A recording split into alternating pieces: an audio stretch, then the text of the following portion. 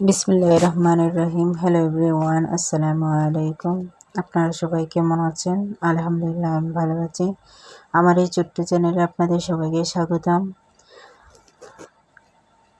আমার ভিডিওটা যারা দেখছেন সবাইকে অনুরোধ করব আমার ভিডিওটাতে একটা লাইক দিয়ে যাবেন, সাবস্ক্রাইব করে পাশে থাকবেন। অলরেডি যারা সাবস্ক্রাইব করেছেন তাদেরকে অসংখ্য ধন্যবাদ।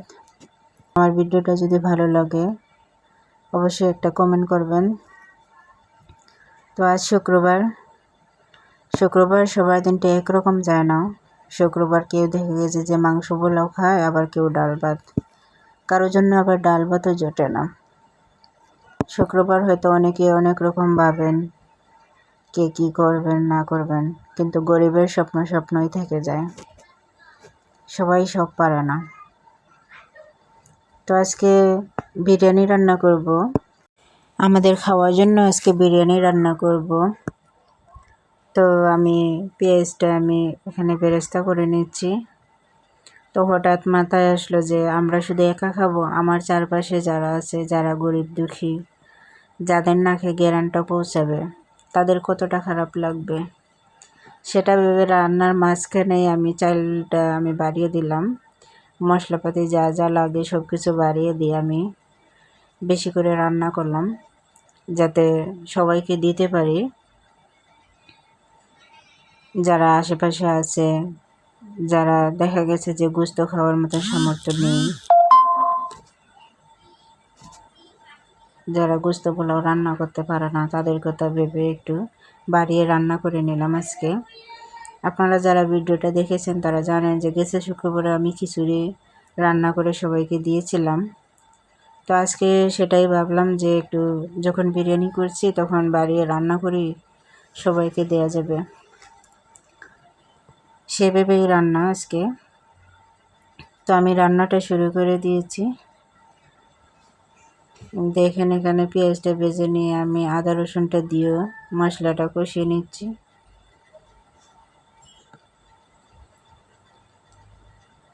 আমার ভালো লাগে মানুষকে খাওয়াতে, আমার একা কখনো খেতে মন চায় না। যখন একটা কোনো কিছু করি তখন মনে হয় যে কাউকে নিয়ে খাই, কাউকে দেই।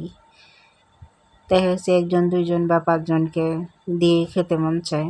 সবাইকে তো দেওয়ার মতন সামর্থ্য নাই আমার। তো যতটুকু পারি আলহামদুলিল্লাহ দেওয়ার চেষ্টা করি। প্রত্যেক শুক্রবারে কিছু না কিছু রান্না করে সবাইকে নিয়ে খেতে মন চায়।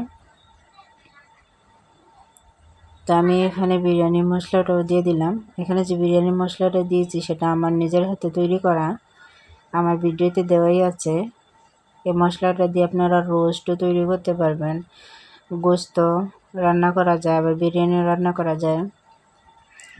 তো এই মশলাটা দিয়ে আমি সব কিছু রান্না করি। এখানে আমি গোশতটা দিয়ে দিলাম। দেখেন আমি কড়াইতে প্রথমে কষিয়েছিলাম, এখন আমি রাইস কুকারে একটা পাতিল নিয়ে নিয়েছি। ওই যে বলছিলাম পরে ভেবে আমি চালটা বাড়িয়ে দিয়েছিলাম। তো এখানে আমি রাইস কুকারের পাতিলে যখন হবে না তখন আমি বড় পাতিলটা নিয়ে নিলাম। যেহেতু আমি চাল বাড়িয়ে দিয়েছি তাই বড় পাতিলে নিয়ে আমি নাড়াচাড়া করে নিচ্ছি। এখানে আমি গরম পানি দিয়ে দেব। গরম পানি দিলে তাড়াতাড়ি হয়ে যায়, তো আমি গরম পানিটা দিয়ে দিলাম। আপনারা কে কীভাবে শুক্রবার সময়টা কাটান অবশ্যই জানাবেন। তো আমি এখানে নাড়াচাড়া করে কিছু কাঁচামরিচ দিয়ে দিলাম, ঢাকনা দিয়ে ঢেকে দিয়েছি।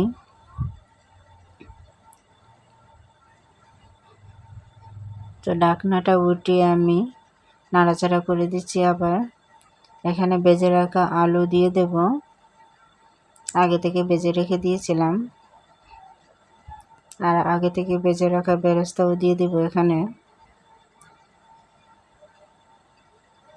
দিয়ে আমি আবার ঢেকে দেব।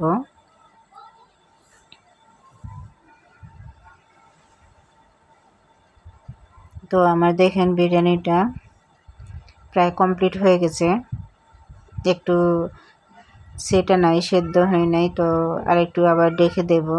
তো এখানে আমি আবার অল্প একটু ঘি দিয়ে দিচ্ছি, ঘি দিয়ে আবার ঢেকে দেব। আরও 5-10 মিনিট দেখে দিলেই আমার হয়ে যাবে বিরিয়ানিটা। বিরিয়ানিটা হয়ে গেলে সবার জন্য প্লেটে প্লেটে বেড়ে নেব আমি। সবার ঘরে ঘরে আমার মেয়েরা দিয়ে আসবে, আর ঘরে খাওয়ার জন্য আমি বেড়ে নিচ্ছি। তো আমার ভিডিওটা কেমন লাগে অবশ্যই জানাবেন, শেয়ার করে সবাইকে দেখার সুযোগ করে দেবেন। আজকের মতন এখানেই শেষ করছি। আল্লাহ হাফেজ।